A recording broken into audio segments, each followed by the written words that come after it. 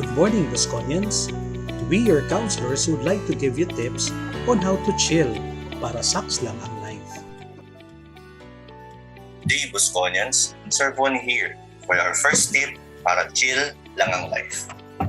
When the going gets tough, throwbacks ng good times sa life. Sa dami ng things na nangyayari at negative people dyan sa tabi-tabi, huwag na sumabay sa pagkanega. Go back to the happy experiences we had even before the pandemic. But be careful, huwag mag-isip too much sa mga sayang na bagay na hindi natin nagawa or sayang na lugar na hindi natin mapuntahan. It will only drag our emotions down. Go back even to the smallest things you enjoyed during the pandemic. What made you smile? What made you laugh? Bring all the positive things from your past to the present and leave the negative things behind. Para sa future, positive vibes lang lahat. This pandemic may have limited us from doing things, but don't let it limit what happiness brings. This is Sir Bon, and I leave you with another quotation. Yesterday is history. Tomorrow is a mystery, but today is a gift. That is why it is called the present. Hello, Bosconians! I'm your counselor, Miss Marsh, and I hope you're doing A-okay. Ngayon, bakit ba kailangan natin maging thankful or having that sense of gratitude? As in, bakit kailangan natin mag-thank you always, my dear Bosconians? It's really important for us to be thankful kasi it gives us that sense of positive outlook in life. And also, it gives us a pause to see what or should be thankful for in that moment, rather than striving to get things that we do not have. Ngayon, ano ba ang benepisyo ng having that sense of gratitude or having that mag-thank you always? Is give us the door or opportunity to create more relationships, and also it promotes good health in terms of our physical and psychological aspect as well.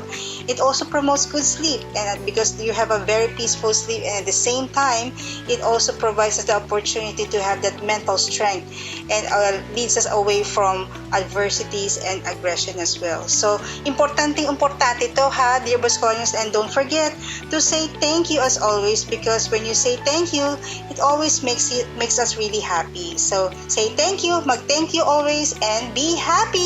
Thank you po. Hello, Bosconians! Sir Von and Miss Marge have shared with you two important points. Let me now share to you another important tip, and that is enjoying the moment. Guys, for us to develop a healthy mental state, I suggest that we practice mindfulness. We might be asking, what is mindfulness? Mindfulness is the ability to live and enjoy the moment. With our fast and busy lifestyle, there's really a need for us to stop. This is the time to quiet ourselves and be conscious of the things we hear, we see, we feel at the moment. We can do this during our screen break. First, we find a comfortable sitting position, then we begin to relax our body. Do not forget your breathing. Focus on it. Inhale through your nose and exhale through your mouth. Do this breathing exercise 5 times. You can either close your eyes or open it, whichever you are comfortable with. But be aware of the things around you. The sound, the smell, the feel of the moment. Be conscious of these things. By doing these things and these simple steps, it will help us focus on the things at hand and the things that we need to do.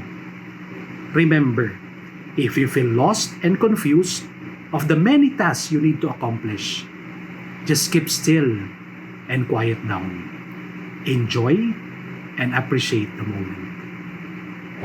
Good day, Bosconians! After hearing the 3 tips on how to chill para saks lang from my fellow counselors, here's the 4th tip.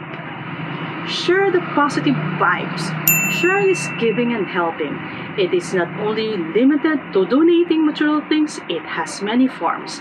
Example, helping a neighbor in need, lending an ear to a classmate, volunteering to a community project, raising money for a charity, and even random act of kindness.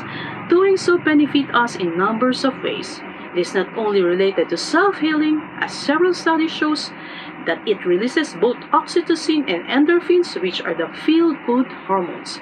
Giving and helping can also make us think more positively and happier. Remember, doing nice things for others remind us that we have the power to make a difference in this world. So guys, always remember those 4 tips that your counselor shared. First, throwback ng good times sa life. Second, mag-thank you always. Third, enjoy the moment. And last but not the least, share the positive vibes always. As we celebrate mental health this October, let us not forget that your mental health is important to us. Take care of your mental health and rest assured that we, your counselors, is here for you para saks lang ang life. Good morning, everyone.